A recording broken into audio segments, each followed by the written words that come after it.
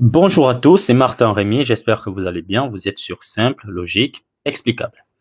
Alors aujourd'hui, on va évoquer une notion en vue de terminer une vidéo sur un exercice qu'on a déjà commencé sur une vidéo précédente. Il s'agissait de cet exercice. Donc, dans cet exercice que j'ai proposé, on avait une sphère de centre O des rayons grand R qui est chargée en surface avec une densité surfacique de charge sigma 0. Il était question pour nous de déterminer en tout point de l'espace par application du théorème de Gauss l'expression de notre champ électrostatique. Cela a dû nous faire passer par l'analyse des invariances et des symétries de notre problème comme le veut le principe de Curie. Nous avons ensuite abouti au tracé de la norme de notre champ électrostatique. Alors, juste pour rappeler les résultats que nous avons obtenus, nous avons, par application du théorème de Gauss, nous avons vu que le champ intérieur était simplement nul et que le champ extérieur, que vous voyez là, est égal à sigma sur epsilon 0 fois grand R sur petit r, le tout élevé au carré. Donc, on va reprendre cela ici et on va essayer de déterminer l'expression de notre potentiel. Ça veut dire que ce que nous avons, a priori, nous avons E intérieur de grand R égale à 0 et nous avons E extérieur de grand R qui est simplement égal à sigma 0 sur epsilon 0 grand R carré sur petit r carré. Maintenant, il est question de trouver le potentiel V. Maintenant, on se rappelle du fait que le potentiel électrostatique V est relié au champ électrostatique par la relation E égale à moins gradient de V.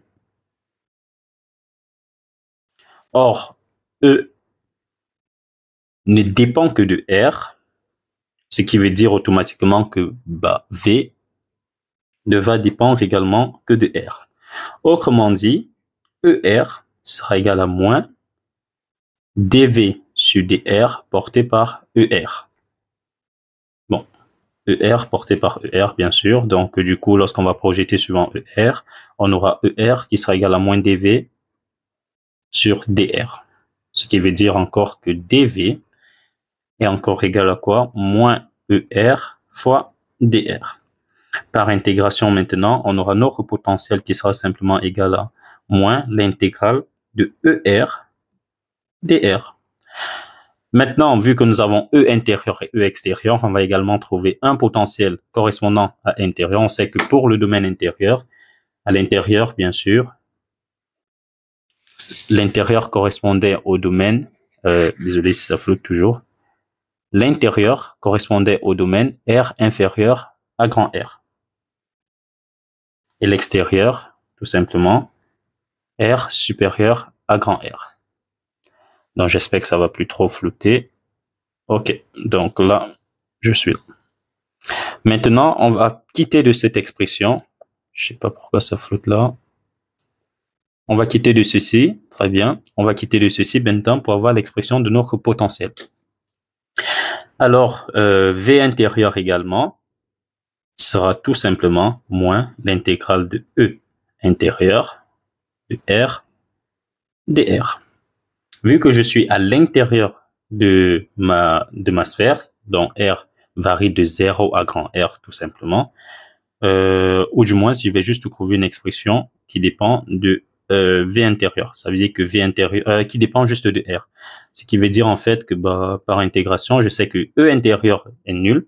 Ça veut dire que si V intérieur est l'intégrale de quelque chose qui est nul, alors V intérieur est tout simplement constant. Parce que ceci, ça veut dire dV sur dr est nul. Autrement dit, V est une constante. Ça veut dire que V intérieur est égal à une constante que je vais appeler C1 par exemple. Je peux pas encore déterminer cela. Je m'en vais au potentiel extérieur. V extérieur, lui de même, sera égal à moins intégrale de E extérieur de R dr. E extérieur, qu'est-ce que c'est? Je peux mettre qui en facteur? Je peux faire sortir sigma 0 fois grand R carré sur epsilon 0. Donc, j'ai sigma 0 fois grand R carré sur epsilon 0 intégrale de 1 sur R carré dr. Maintenant, il va falloir intégrer ceci. Alors, on se rappelle que si je dérive si j'ai U' sur U puissance n, et que je fais l'intégrale de ceci, suivant D, je sais pas, n'importe quoi, ça me fait tout simplement du moins 1 sur n, si j'intègre ceci, n-1, U puissance n-1. Alors ici, j'aurai tout simplement l'intégrale de 1 sur R carré, dr, qui sera simplement égal, je mets déjà moins 1, je sais que mon n c'est 1, du coup ici j'ai 1, et ici j'ai R à la puissance n-1 qui est 1. Donc j'ai moins 1 sur R tout simplement. Donc ici j'aurai moins sigma 0 fois grand R carré sur epsilon 0 que va multiplier 1 sur R. Donc j'ai plus que va multiplier 1 sur R.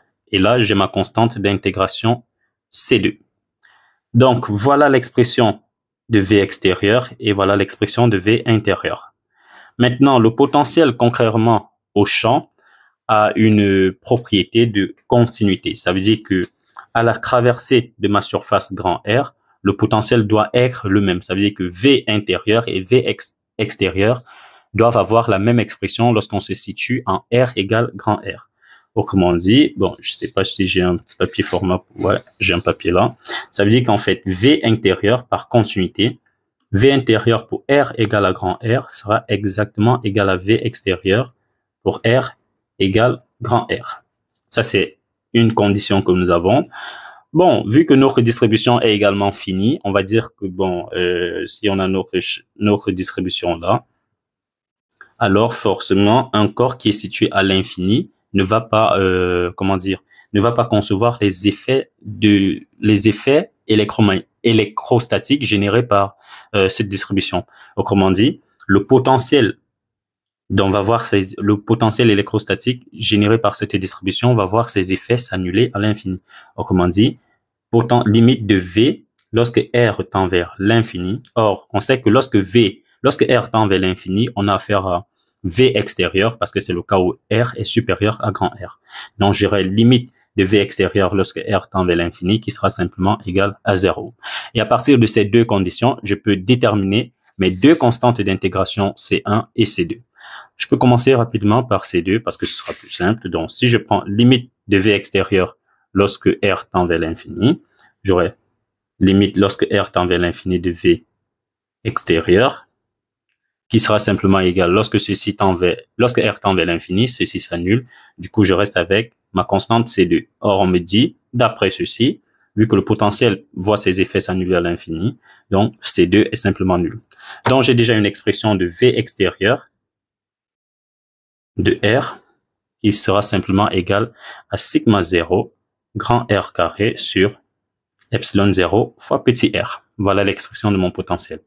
Maintenant, déterminons V intérieur. On va utiliser maintenant la première condition qu'on a là.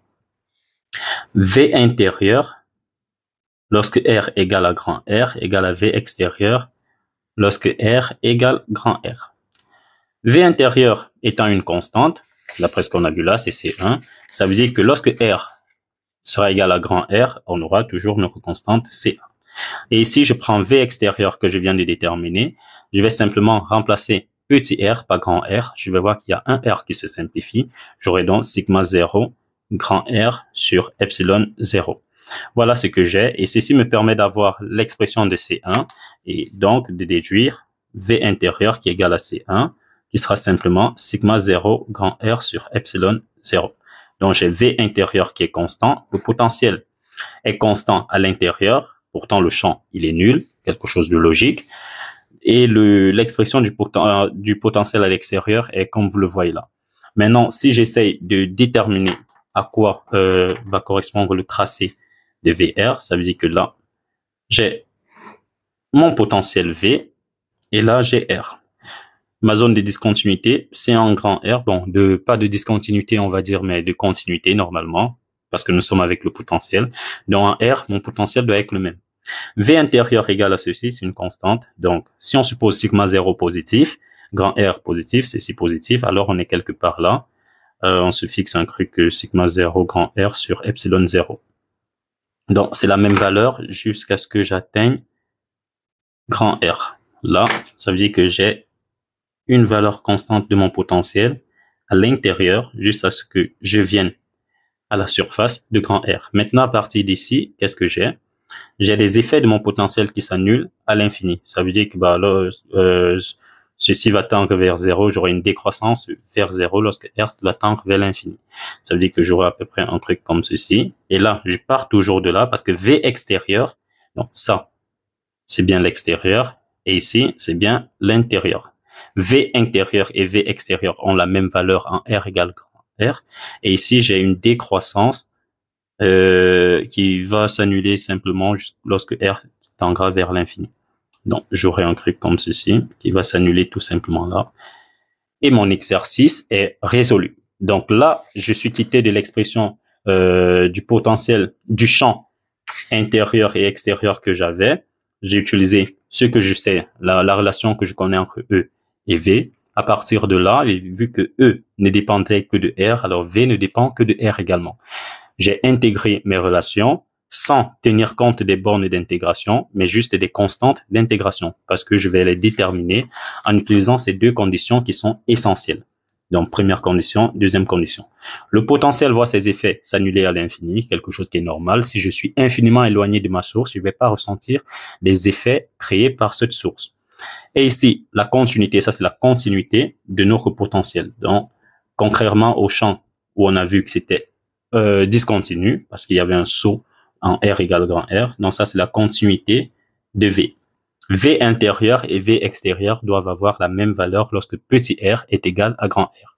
Et ceci nous permet de trouver les deux constantes d'intégration. On a donc V extérieur qui est là, V intérieur qui est là, et on peut tracer notre potentiel pour les deux domaines. N'oublie pas de t'abonner, de liker et de partager. C'était Martin Rémy, vous étiez sur Simple, Logique, Explicable. À nous revoir très bientôt. Bye bye.